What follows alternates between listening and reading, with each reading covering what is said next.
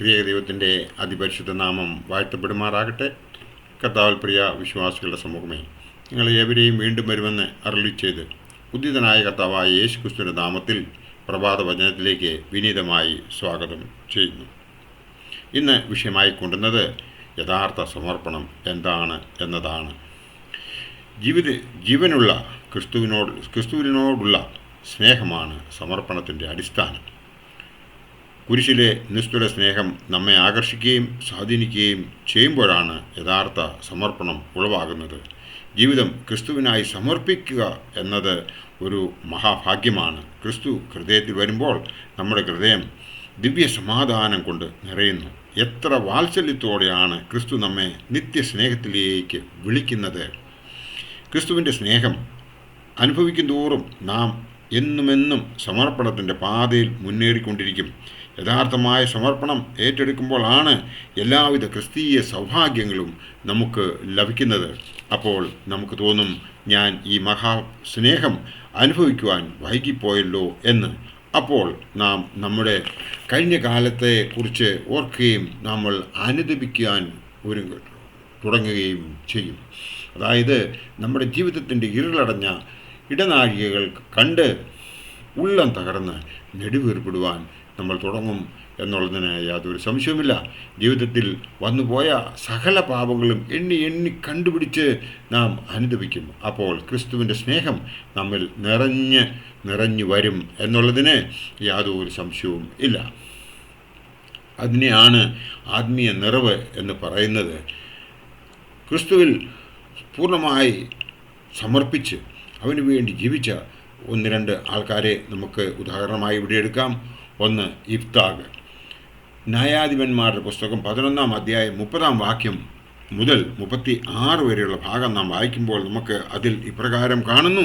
ഇഫ്താഗ് യഹോവയ്ക്ക് ഒരു നേർന്ന് പറഞ്ഞത്, നീ അമ്മോന്യരെ എൻ്റെ കയ്യിൽ ഏൽപ്പിക്കുമെങ്കിൽ ഞാൻ അമ്മോന്യരെ ജയിച്ച് സമാധാനത്തോടെ മടങ്ങി വരുമ്പോൾ എൻ്റെ വീട്ടുവാതിക്കൽ നിന്ന് എന്നെ എതിരേറ്റ് വരുന്നത് യഹോവയ്ക്കുള്ളതാകും. അത് ഞാൻ ഹോമയാഗമായി അർപ്പിക്കും.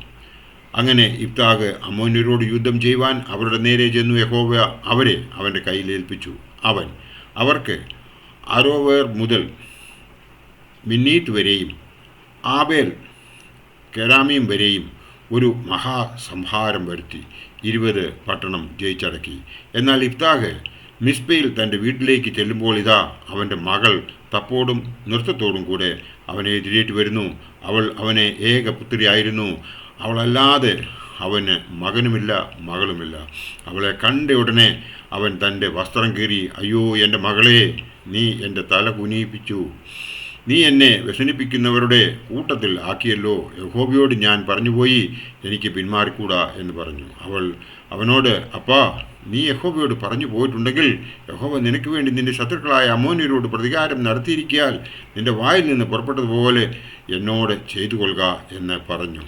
ഇവിടുത്തെ ഈ സ്ഥിതി വിവരം നമ്മളൊന്ന് മനസ്സിലാക്കുമ്പോൾ നമുക്ക് മനസ്സിലാകും, ഏക മകൾ ആണ് ഇഫ്താഗിന് ഉണ്ടായിരുന്നത്. ആ ഏക മകളെയാണ് ഇവിടെ ഇപ്പോൾ അവന് യാഗം കഴിക്കേണ്ടതായിട്ട് വരുന്നത്. നാം ഇവിടെയാണ് നാം യഥാർത്ഥത്തിൽ ഉള്ള ആ സ്നേഹത്തെക്കുറിച്ച് മനസ്സിലാക്കേണ്ടത്. ഇവിടെ നാം കാണുന്നത്, ഒരിക്കലായി നമ്മൾ ദൈവത്തോട് ഒരു വാക്ക് പറഞ്ഞുപോയി എങ്കിൽ അത് നമ്മൾ സാധിക്കണം. അതിനു വേണ്ടിയിട്ട് നമ്മൾ തയ്യാറാകണം. അതായത് വ്യക്തമായ സമർപ്പണമാണ് നമ്മളിവിടെ കാണുന്നത്. രണ്ടാമത്തെ സമർപ്പണം എന്ന് പറയുന്നത് അബ്രഹാമിൻ്റെ സമർപ്പണം ആണ് നമുക്ക് കാണുവാൻ സാധിക്കുന്നത്. ഉൽപ്പത്തി പുസ്തകം 22-ാം അധ്യായം 1 മുതൽ 3 വരെയുള്ള വേദഭാഗം നാം നോക്കുമ്പോൾ അവിടെ കാണുന്നതും വളരെ ഹൃദയഭേദകമായ കാഴ്ച തന്നെയാണ്. അതിനുശേഷം ദൈവം അബ്രഹാമിനെ പരീക്ഷിച്ചത് എന്തെന്നാൽ, അബ്രഹാമേ എന്ന് വിളിച്ചതിന് ഞാൻ ഇതാ എന്ന് അവൻ പറഞ്ഞു. അപ്പോൾ അവൻ, നിന്റെ മകനെ, നീ സ്നേഹിക്കുന്ന നിന്റെ ഏകജാതനായ ഇസഹാക്കിനെ തന്നെ കൂട്ടിക്കൊണ്ട് മോരിയ ദേശത്ത് ചെന്ന് അവിടെ ഞാൻ നിന്നോട് കൽപ്പിക്കുന്ന ഒരു മലയിൽ അവനെ ഹോമയാഗം കഴിക്കുക എന്ന് അരുളി ചെയ്തു. അബ്രഹാം അതികാലത്ത് എഴുന്നേറ്റ് കഴുതയ്ക്ക് കോപ്പിട്ട് കെട്ടി ബാല്യക്കാരിൽ 2 പേരെയും തൻ്റെ മകൻ ഇസഹാക്കിനെയും കൂട്ടി ഹോമയാഗത്തിന് വിറക് കീറി എടുത്തുകൊണ്ട് പുറപ്പെട്ടു. ദൈവം തന്നോട് കൽപ്പിച്ച സ്ഥലത്തേക്ക് പോയതായി നാം ഇവിടെ കാണുന്നുണ്ട്.